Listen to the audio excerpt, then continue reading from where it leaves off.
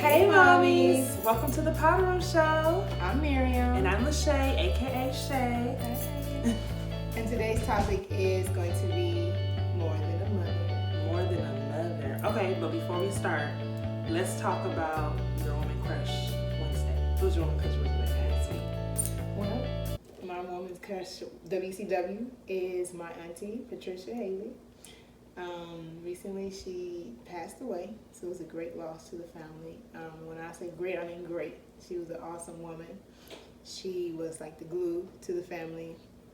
She was a mother to me in a lot of ways, even though I still have my mom. Growing up, she was there for us, like every step, from birth up until, our graduation. We had kids and everything else, so she demonstrated like strength as a woman.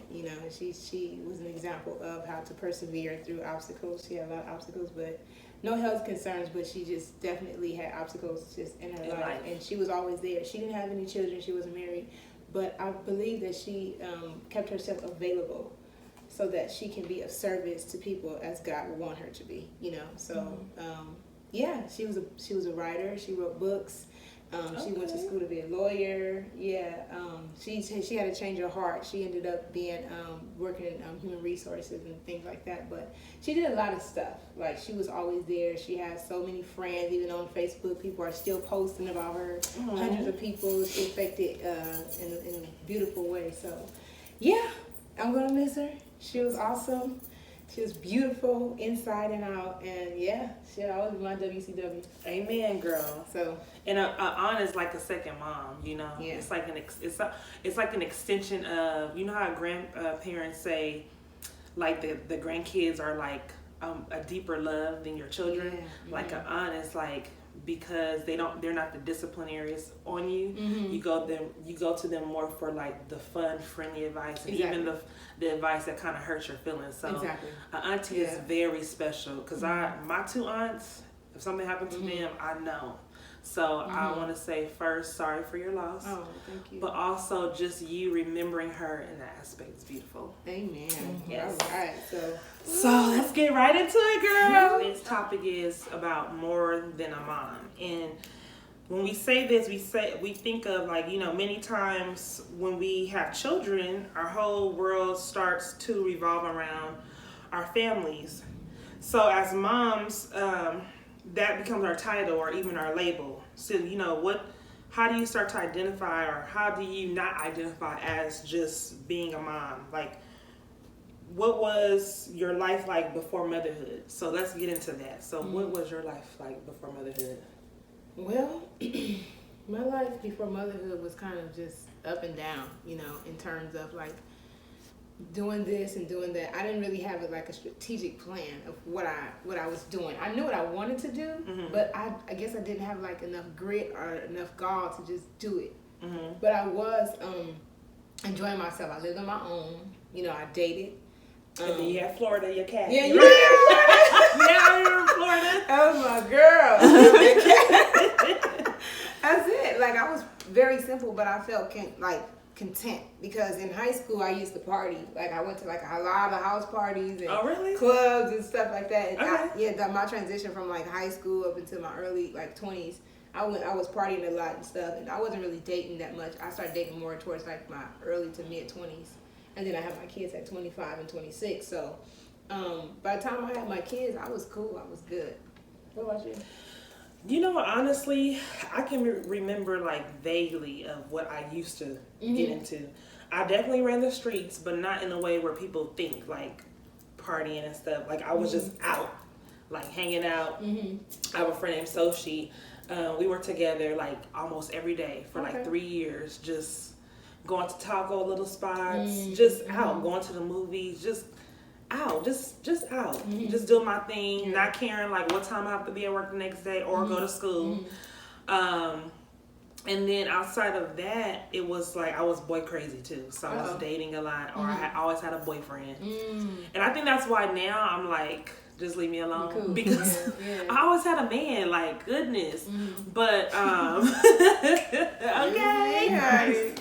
I always had a man. So for me, it was just me just enjoying life. Like, I really didn't have, I mean, of course, you know, you go to school. I went to school for psychology and whatnot, thinking I was going to be this psychologist and be this person who just be this great psychologist for kids and all that. And my degree is in child development, so I thought I was going to have like my own daycare. But I just was just enjoying me because I had no responsibilities really, and I didn't have my own place, so I had no real responsibilities to even have a sense of like, what am I gonna do? Exactly. I was just enjoying life, you know. So for me, this topic is actually kind of funny because I don't think I found who I wanted to be until after the experiences of being a mom and divorce and whatnot. Yeah, I don't know why. And that's okay, because that's how it is sometimes. You know, things get shifted and put into perspective. You like, oh, this is my purpose, or this is what is good for me, or what will be beneficial for people around me after you have a kid. So you did what you're supposed to do. You had fun, girl. Right. Hello. Okay. What do you think it looks like when a woman loses herself? Ooh. Yeah, it looks bad. The obvious answer, right? But yeah, when a woman loses herself, period, you know, it's not a good look. But in being a mom, I think personally, it looks like everything is monotonous. You just doing it just because that's your job as a mom. You assume in that position that's like your most number one hat that you're wearing, your highest hat, which it should be, you know, to a degree, because that's, you know, our first ministry is home. But before the kids, or before the child, you were a person, a human being. Right. So, to me, it would look like a woman that doesn't take care of herself. You know, like that forgets her ambitions and continues to forget like her aspirations. What keeps her going? Just aside from her children, it's of course her children like your number one motivator most of the time. But what would you like to see yourself doing? And a lot of times women don't know how to answer that when they've lost themselves and being mothers. You know what I think it looks like? I always vision a woman with just looking a mess. Out from the outside appearance, like hair not done. She's just food stain on her shirt. Just don't look like she just has it together. And don't get me wrong, like, it does take a lot to raise kids, and then depending on what position you are in as a mother, if you're a stay-at-home mom, if you're a working mom. But a woman who just lost herself almost looks like her mind is gone, in a sense where she's just has no room to even think about herself. So where you see her, she just looks sad all the time, and she just looks depressed, and she just looks unhappy, and you know. So I vision that, you know, how a woman looks. So the second part to that question was, how does a woman feel? How does it feel? Like, have you ever been in a position where you lost yourself, where you feel a certain type of way? Yeah, like that spark died. Like, I don't know if you guys are familiar with what's that comedian? The female comedian? I can't think of Ali Wong. Is that the one talking about the nail? Shout out to Ali Wong. Hey, Ali. Oh my gosh, she's so funny. I mean, I don't know if she's everybody's style, but if you like, you know, just raw humor, and she's not necessarily a Christian comedian, but she's very honest about mothering. Like, first time she did her first, you know, stand-up taped comedy, she was pregnant, and the second time she was pregnant for the second time.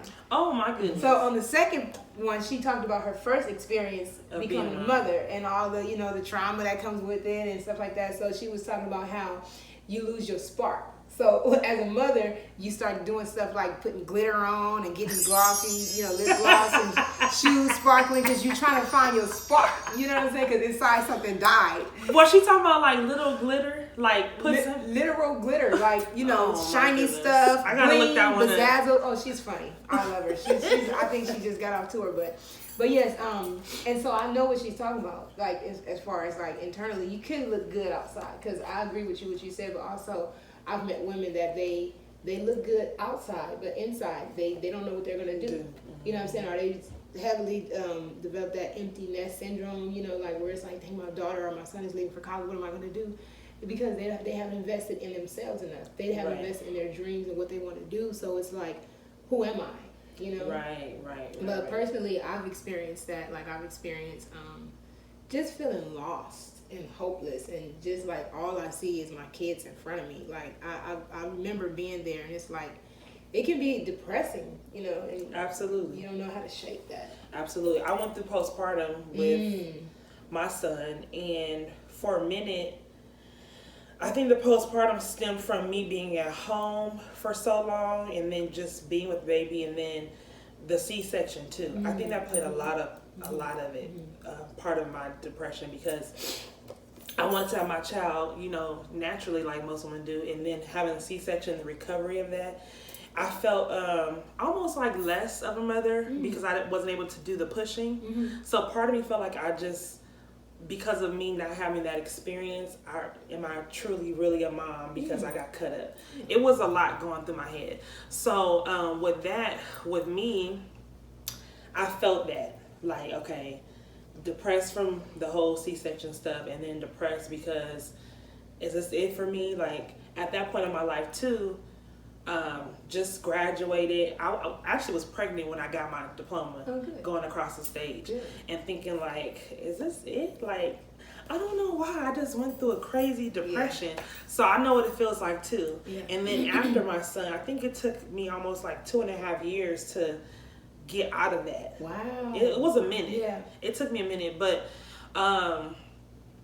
as the years went by, it's gotten better for me, and then I start doing little stuff that I liked, and then naturally like waking up like, oh, I'm not in it anymore. Like, okay, that's done and over with.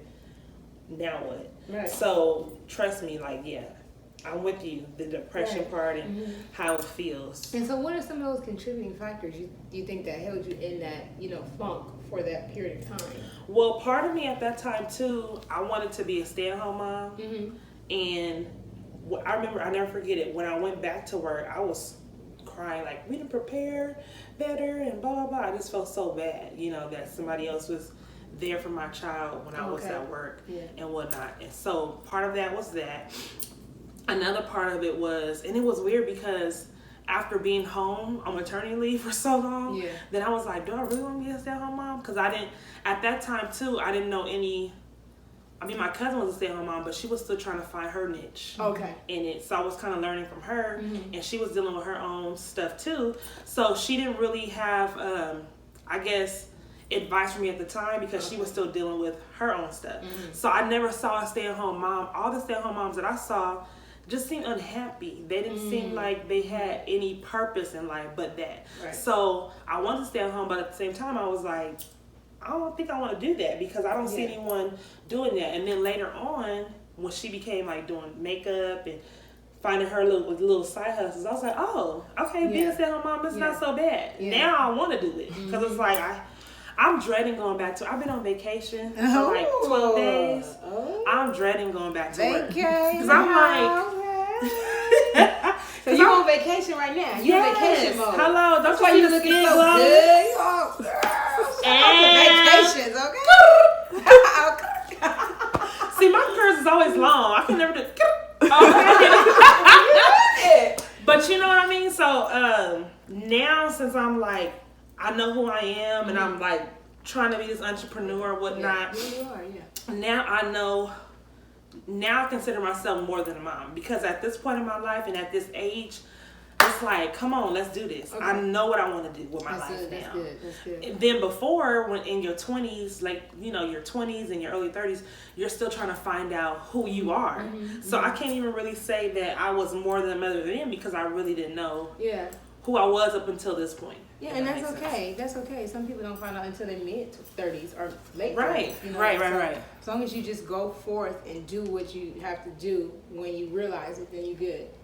You know, that's where I'm at. I'm like in the mode where I'm just going to do it. Like, I'm in my mind, I'm like, I don't care if my kids don't like it. You know what I'm saying? Like, at the end of the day, I got to take care of me. And the older woman that's waiting for me is expecting me to do it now while I'm young. You know? Right. And then my kids will benefit because, like you said, I really didn't know. I was single and I had dreams and aspirations, and I'm still pursuing them now, but I didn't know how to go forth pursuing them until now. And now I'm like, okay, now it's time to do it. Right. So I guess we kind of like in the same mindset, so to speak. But I think the thing that helps us is the motivation. I think the kids definitely. Is now the motivation for where now instead of us talking about it, it's like we got to be about it. Exactly. Yeah. Because at the end of the day, for me, where I see myself. If I have to tell myself like, me and my son, we all we got right now. Mm-hmm. So if I don't do it, who gonna do it for Exactly. us? Yep. So I thank God in a sense where He gave me a sense of accountability for me to push myself because I have somebody watching me. Right. So I think that's a good factor, or they're the main factor of the motivation of why, since we found ourselves, it's like, okay, now how do we actually like, pursue it? How do we go for it instead of talking about it all the time, being and then being about it? You know what I mean? Yeah. Wow. Okay. Because I feel like a lot of times women, I don't know, women, it's so much, we wear so many hats. Yeah. Mom, if you're married, wife, and then if you work, so whatever position and whatever, career you're in, you're that, and then it's just a lot. And then while we wear them hats, we try not to get our hair messed up.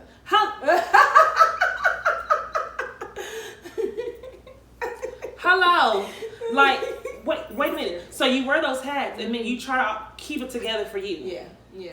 But it's like, at the end of the day, who are we?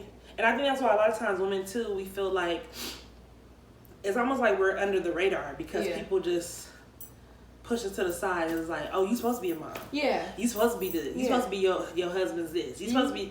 It's like, before I came in this world, when I was a baby, I wasn't a mother. Yeah. Like, I came in this world as a human. Yeah. So therefore, I don't want to be labeled as just that. I thank God for my son. Yeah. And I don't want to sound ungrateful, like I'm more than a mom.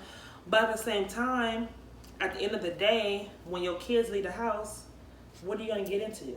Exactly. Have you heard, like, even like with married couples, they're so invested in their kids, and then when their kids leave, it's like, I don't know you. Yeah. And then they start having problems getting divorced. It's like, why are you divorcing? And y'all been married. Hello. Y'all been married for 40-something years, and y'all need kids to make y'all marriage better. Like, I don't want that. Yeah. I want to have a life of myself, of my own. So when my son leaves, it's like, I'm not just sitting there twirling my thumbs like, I guess I'll watch TV today. Yeah. What's on? Okay, what you gonna DVR today? Like, really? But in order to do, I like what you said, because in order to do that, you have to know yourself first. Yeah. Even if you never have children, you're married. That's kind of beside the point, but you have to just know yourself and what you like and what you want, and go for that. So, yeah. So, if you didn't have children, where would you see yourself today? I'll probably be on Broadway or something. Okay. Yeah, so, you like to act? Oh, yeah. I love to act. Before I had kids, we have something in common. We have something in common. I went to school for pharmacy. Shout out to Compton. I didn't finish that. Compton? No. Oh. Go ahead. I went to school for pharmacy. I went to school for acting, and I went to school for dance. But I didn't finish none of them. But I did want to do that. So I was thinking about going back for dance. You should. Really like to. I think you should. I really like to. And I'm not too old. I mean, you heard that crack? And you still got the shape, poor thing. You're going to be dancing with cracking bones. I can do this. Right. Yeah, that's about it. I think you should do that, though, because you just never know. And then nowadays, too, surprisingly, people are out there starting their careers like that at a later age. Yeah. You remember how back in the day when you try to get into the industry, you have to be a certain age, and once you hit a certain age, it's like, oh, it's over for me. Yeah. Girl, nowadays, I don't think Taraji even got noticed until she was like in her 30s when she did Baby Boy. You know what I mean? And now she's like, have movies, she has her own show, Empire, she's doing a lot. So, and there's a lot of stars like her who started their careers very late. Yeah, I didn't know that. The woman who made the hot comb it's Madam C.J. Walker. She started her business at 32, same age I am now. She was a mom. She was a single mom. Okay. Single mom, and she was like, I'm tired of like my hair being like this. You know what I'm saying? So she was like, they had all good products for the non-colored people with less melanin or no melanin, and she was like, I'm gonna do this. So she did. I didn't know she was that age, because like you said, back then most of them were really young. Scientists or experimentalists or whatever. But she started at 32. And look how successful she is. Hello. Well, she was. Now. Yeah, was. She was. But for me, I would be doing the same thing. Okay, so if I didn't have my son, I would already be known on the Hallmark Channel. Like, I'll be like, okay, you know how I forget her name, but the one that played on Little House on the Prairie. Okay, yeah. Laura Ingalls. Uh-huh. Well, she's like Lifetime. She has a contract with Lifetime. Like she's always in like every Lifetime movie. Mm-hmm. So I'll be like her, but on Hallmark, like on every Hallmark. Wow. Like Lachey is always on Hallmark. Okay. People might get tired of me on Hallmark, but who cares? Yeah, like you living your life. I'm living my best life. That's right. So, and I love to act too. So I'll be doing that. I'll probably be like a best-selling author, you know. And then I'll be having my own talk show. Mm-hmm. I'll probably be like the next Oprah if I wasn't. Oprah. Girl, I know. My standards is high, girl. I know that's why you gotta raise them. But you know, but you know what? But in my mind, I'm thinking like since I'm doing it now, it's not too late for me. Yeah, it's not. And my son definitely motivates me to do more and be better. Mm-hmm. But if I didn't have him, I think I probably would have already been there. Okay. At least doing like the acting part. Maybe my TV show in the making. Mm-hmm. But for sure just doing the acting part. Yeah. Mm-hmm. Yeah. Well, statistically, most people don't find themselves in what they like. They don't start until like the age of 26. And then between 28 and 35 is when you really start to know who you are and what you like. And I'll be 34 this year, so I'm like right on time. Right on time. So then by the time I'm 35, y'all will know me on Hallmark Channel. Hey. And then of course I'll be married to Michael B. Jordan at that time too. Girl, I'm gonna be there, you know what I'm saying? Do a little jokey joke at your reception, you know what I'm saying? No, you're not. See, you think you ain't gonna be shutting me down on this episode. Okay, that's 2 times, 3 strikes, you out. Okay, 4 times, we taking it home. Wait a minute, Mary, you a comedian too? That's funny. So you gonna be on Broadway and you gonna be doing your comedy? Man, I just want to dance. I want to go back to dance. And my mom been telling me for years. I'm like, so you gonna be the next? What's her name? Felicia Rashad's sister. Debbie Allen. Debbie Allen. Oh yeah, I danced at that studio twice before too. Yeah. Okay, so you be like the other Debbie Allen. She's so sweet. I met her before. She's gorgeous. Yeah, you need to start some dance classes then. Get your little license. You could do it. Come on, we got this. We got this. Come, look at us. We got this. We got this. How do we find time? Like, how do you see yourself finding time to achieve those goals and those dreams that you have? Well, for me, I think the thing that helps me with being a single mom is that I have joint custody. Well, it's like semi-joint custody. I have my son 90% of the time, but the weekends when I don't have my son, I make sure that I like go all in. Mm-hmm. And then even the times when he's like sleeping, like this weekend is not my weekend, so we have time to tape. I'm taping all the shows, you know what I mean? And then like the days when he's with me, when I put him to bed, I can work on some skills and whatnot. So a lot of times I'm just like working around his schedule of like, okay, I can audition for this weekend. I can audition for that. Great. Or I can, when he goes to bed, I can write some notes for the show and for the network and whatnot. So I just kind of work around, because my thing is like, it's too many people in the world who's been single moms who have multiple children. I only have one, who got degrees, who really pursue these big dreams. Yeah. So for me, I'm like, it's no excuse. Mm-hmm.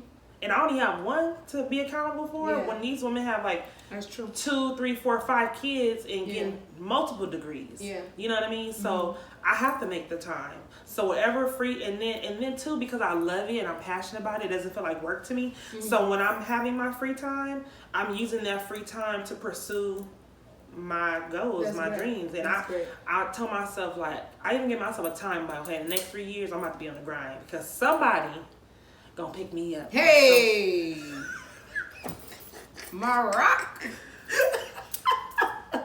Okay, so it's like I have to do it. So when do you find time for yours? Great. No, you said so many things that was just like, you know, I want to touch on. But just for starters, I love that you said that you just put things in perspective, like be realistic, like realistic time frames. Like, okay, I can't do it Monday through Friday, but this Saturday and Sunday I'm gonna go in, and that's refreshing for me to hear, because that's where I'm at too. Like, I'm just like trying to schedule myself around like what works best, right? And so seeing what transitions smoothly. Like, for example, my timeline might be different from yours, because now that we do have their dad helping a little bit more and stuff like that, I have a little bit more time, but it's usually to catch up on things that I can't do during the week. Okay. It's not necessarily enough time to do things that I want to do yet, but I see the time approaching. So it's kind of, in my mind, it's like a double dutch. It's like, okay, I ain't jumping in yet, but it's kind of, I see the ropes going up, down, okay. And it's going to come a time I'm just going to go. Yes. So I'm just waiting, but in waiting, I learned that I have to prepare myself for that time. Oh yeah, and you know what? Like you said, with preparing yourself, while you're waiting, start writing those things down. So then once you jump in, it's like, okay, I can work on this, I can work on that. So you can already be prepared. Because a lot of times, I think in the waiting process, we need to prepare ourselves so when God gives you the opportunity to get there, you'll be prepared. Because you cannot walk in there and thinking like, oh. Okay, God gives you that time to wait for a reason. It's like start preparing for that that's stuff. That's the word right there to preach. Yeah.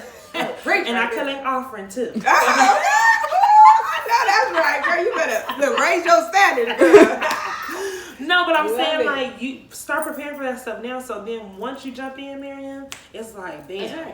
It was no time When preparation meets opportunity, then you have success. There you go. Okay. 1 minute. Hey, 1 minute. Okay, well that's a mouthful and I like it. I see you, girl. You doing it, girl. Yes. So, in conclusion, what do you have for our Minute Ministries? Okay, yes. Got you. Minute Ministry. So, I want people to get from this show is that find out who you are outside of a mom. Because once your kids leave, you want to make sure that you're not just sitting at home twirling your thumbs. Do something that makes you happy. Start pursuing those dreams. Go after that degree. Start opening that business. Whatever you find that makes you happy, whatever your gift and calling is, start working towards that. I want you guys to be prepared to just be you and show the world you. You know what I mean? So that's our Minute Ministry. Love you, mommies, and we'll see you next time.